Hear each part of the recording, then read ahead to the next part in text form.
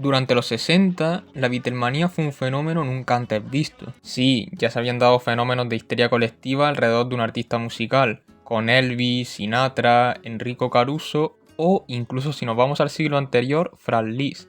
Pero lo que los Beatles causaron fue más allá. En los conciertos se escuchaban más los gritos de las fans que la música. Y, lo más importante, cambió a toda una sociedad, especialmente a los jóvenes, inculcándoles unos ideales más liberales. Se trataban de jóvenes que no habían batallado en la Segunda Guerra Mundial y que querían deshacerse de esas ideas arcaicas y conservadoras y abogar por la igualdad y la libertad. Y lo estaban consiguiendo, hasta el punto de llegar a un territorio que en aquel entonces no era tan libre y tan revolucionario.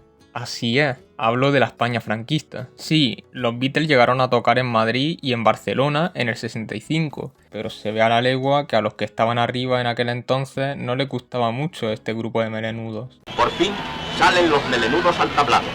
Para tratar de alejar a la gente, se nos vendió que no había mucho público, que los Beatles estaban en decadencia y que por eso venían aquí, y que al parecer en España no eran tan populares. Pero, ¿hasta qué punto es esto verdad? Es cierto que en España los Beatles no vendían tanto como en otros países de Europa, como su país natal Inglaterra o Francia y Alemania, debido a que el boom del tocadiscos apenas estaba llegando y a que el régimen tampoco ayudaba mucho a que la Beatlemanía se extendiera en el país. Además, traerlos a España fue una tarea muy complicada, ya que fue solo gracias al representante artístico Francisco Bermúdez, con la ayuda económica del mismísimo Rafael, que se pudo llevar la gira europea de aquel año hasta nuestra tierra, ya que el régimen no los quería aquí. Es más, el Ministerio de Interior continuó sin dar el permiso para la llegada del grupo hasta que descubrieron que la reina Isabel II había anunciado a los Beatles como miembros de la Orden del Imperio Británico, es decir, que serían condecorados unos meses después, por lo que se dice que en ese momento fue el propio Francisco Franco el que dio el permiso. Una vez llegados, tampoco se facilitaron las cosas para aquellos que querían verlos. En primer lugar, la entrada era muy cara para la época, costando entre 75 y 450 pesetas. Y sumarle a esto la mala propaganda de siempre, publicitándolos como si de una atracción de circo se trataran, recortando los conciertos a no más de 35 minutos y anunciando que saldrían más de 50 autobuses de otras provincias para que otros pudiesen asistir al concierto en Madrid, pero hubo un problema y es que dichos autobuses nunca llegaron. Esto con la excusa de que se temía un supuesto atentado anarquista ese día. Además, aquellos jóvenes que eran realmente fans fueron golpeados por la policía y la entrada se les fue prohibida ya que no tenían dinero. De hecho, un policía llegó a agredir a Ringo Starr pensando que era un fan más. Por esto mismo, la plaza de toros quedó medio vacía, con los mejores asientos ocupados por las autoridades y por gente adinerada, mientras que casi todos los fans se quedaron afuera, cosa que disgustó mucho a Paul McCartney. En el caso de Barcelona, tampoco fue una maravilla, pero es cierto que los ingleses se lo pasaron muchísimo mejor que en la capital. El desprecio al grupo por parte del régimen no se quedó ahí, ya que varias de sus canciones fueron censuradas. Entre estas destaco The Ballad of John and Yoko, donde se cuenta que la pareja se casó en Gibraltar, cerca de España. Este último mensaje causó la ira de la dictadura franquista, que consideraba el Peñón como un territorio español ocupado ilegítimamente por los ingleses, por lo que la canción fue censurada. Otro caso bastante sonado fue el de la famosa Imagine, de John Lennon, cuya letra se posicionaba a favor de la paz y de la hermandad. Esta fue prohibida por la radio española por ser considerada una canción totalmente negativa que reprime cualquier sentimiento, incluido el religioso, que no coincida con su idea.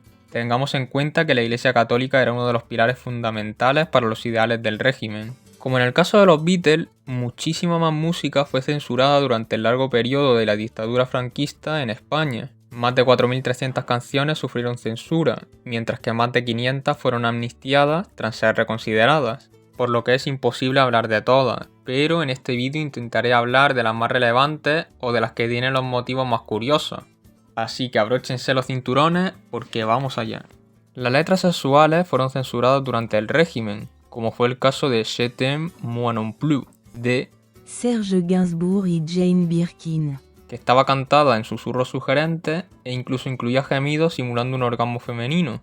Dicho caso se puede llegar a entender, pero también muchas letras románticas sin más sufrieron el castigo, aunque algunas fueron amnistiadas después. Este fue el caso del conocido bolero Bésame mucho, de Consolito Velázquez, que fue muy versionado y que, aunque es una canción inofensiva a simple vista, fue considerada para la época, en 1963, demasiado apasionada y atrevida. Esta censura por erotismo también afectó al gran repudiado del régimen, John Lennon, con It's So Hard y Oh Yoko, que fueron prohibidas en la radio. Sí, el álbum de Imagine hizo rabiar mucho a Paco.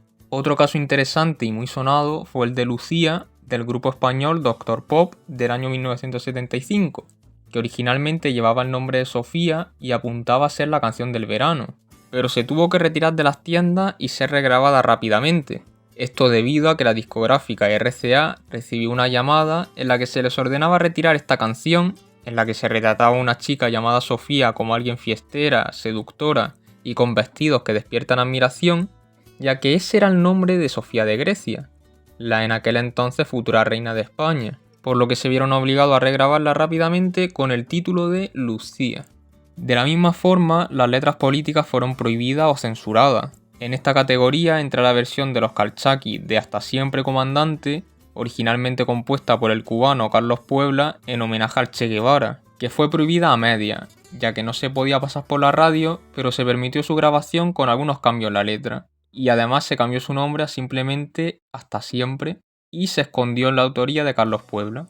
También fue censurada No Nos Moverán de la estadounidense Joan Baez, que abogaba por la justicia social y la lucha contra el poder y que estaba dedicada sobre todo a los chilenos, que acababan de entrar en dictadura. Un par de años antes, Military Madness, del álbum Song for Beginners, de Graham Nash, también fue prohibida por antimilitaristas, después de que el censor dijera que era imposible disimular el antimilitarismo de la canción quitando alguna frase o palabra, y que, aunque no se refería a España, era muy indefinida y podía hacer daño. Como curiosidad, de este mismo álbum también se censuró Sleep Song por erotismo, y por motivo antimilitarista, lógicamente tenía que estar el archienemigo del régimen John Lennon, con I Don't Wanna Be a Soldier, nuevamente de Imagine. Ahora que pienso, es gracioso que fuera de los más odiados, porque de hecho estuvo viviendo aquí una época en mi querida Almería. La censura, naturalmente, no fue solo dirigida a las letras, ya que algunas portadas tuvieron que ser cambiadas. Uno de los casos más sonados es el de Sticky Fingers de los Rolling Stones, que tenía un título inapropiado y esta obscena portada totalmente contraria al régimen, por lo que la cambiaron por estos dedos saliendo de una lata de miel de caña, cambiando totalmente el significado sexual por algo más gore, lo cual también me parece extraño ya que esto fue en el 71. Como curiosidad, esta nueva portada fue diseñada por John Pass, que también diseñó el clásico logotipo de la lengua, y fue fotografiada por Phil Judd, que después fotografió la cabeza de la cabra para la portada interna de Goat's Head Show. Este LP, además, sufrió por partida doble, ya que la canción Sister Morphine fue eliminada del mismo debido a la censura y sustituida por una versión en vivo de Let It Rock, de Chuck Berry. Otro caso a destacar es The Man Who Sold the World, no, la del Kurko no, sino la original de David Bowie, y creo que no hace falta mencionar el motivo, siendo cambiado por esta, que es súper genérica.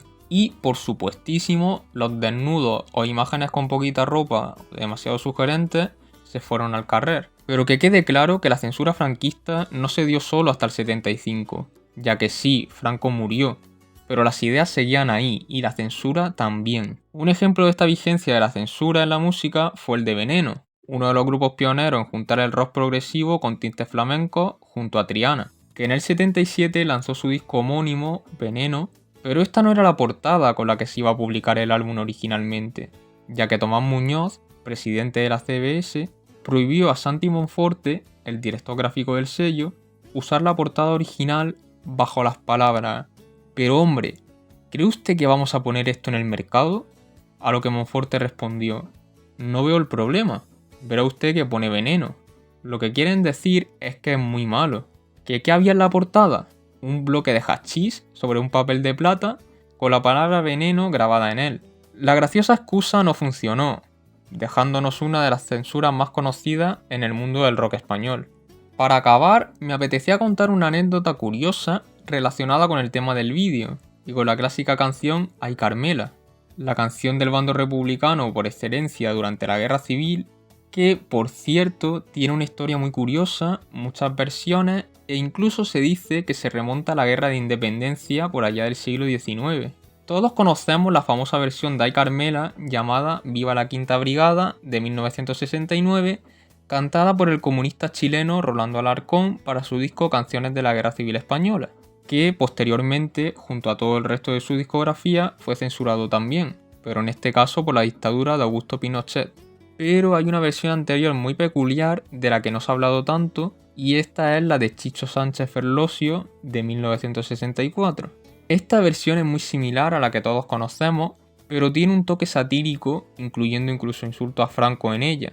Chicho, que era madrileño y comunista, aunque más tarde fue abrazando más el anarquismo o directamente rechazando cualquier ideología política, asegurando que las ideas son para los hombres y no los hombres para las ideas. Era hijo del escritor Rafael Sánchez Maza, que, contrario a la ideología de su hijo, era uno de los miembros fundadores de la Falange Española, que incluso estuvo preso en Barcelona durante la Guerra Civil, aunque logró escapar de los fusilamientos, y ocupó cargos importantes en la FED de las Jons. Y el dato más curioso para mí es que también fue uno de los compositores del famoso Cara al Sol.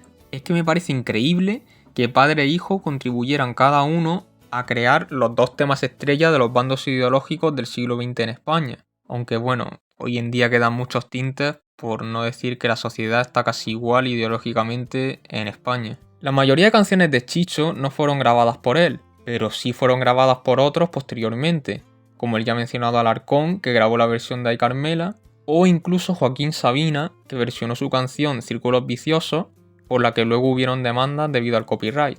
Lo único que Ferlosio grabó por la época fue el EP A Contratiempo del 78 y el álbum que nos concierne, Spanska Motståndsånger.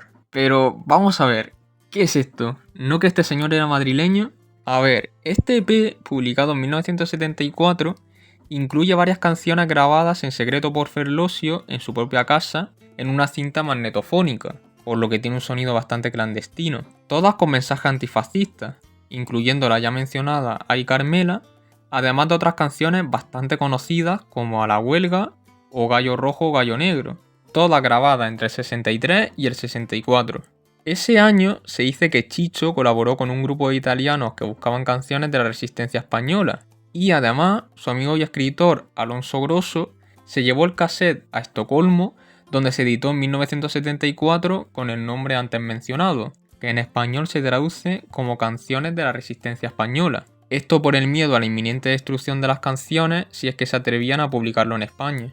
Y también se tuvo que omitir el nombre de Ferlosio por motivos de seguridad. Muchísimo más tarde se volvió a editar el disco por el sello Madmo Records con algunas canciones inéditas incluidas en él. Aún así, se dice que fueron 4 las cintas originales que se otorgaron a los suecos, por lo que podría haber muchísimas canciones perdidas y olvidadas. Pero aún así me parece impresionante lo que se tuvo que hacer para que estos himnos de la resistencia, cantados clandestinamente por el hijo de un falangista, sobrevivieran a la censura para poder ser escuchados hoy en día. La verdad es que este ha sido un videíto express que he hecho porque me apetecía y porque había bastante artículos y escritos, pero no había ningún vídeo en YouTube que hablara sobre este tema, por lo que quería aportar mi granito de arena. Lógicamente, muchísima música censurada, alguna muy interesante, se ha quedado fuera, pero podría aprovecharla para hacer una segunda parte en un futuro. Sin nada más que añadir, me despido. Nos vemos, mis tocados capilares. Los objetivos apuntan principalmente sobre los tocados capilares. Ya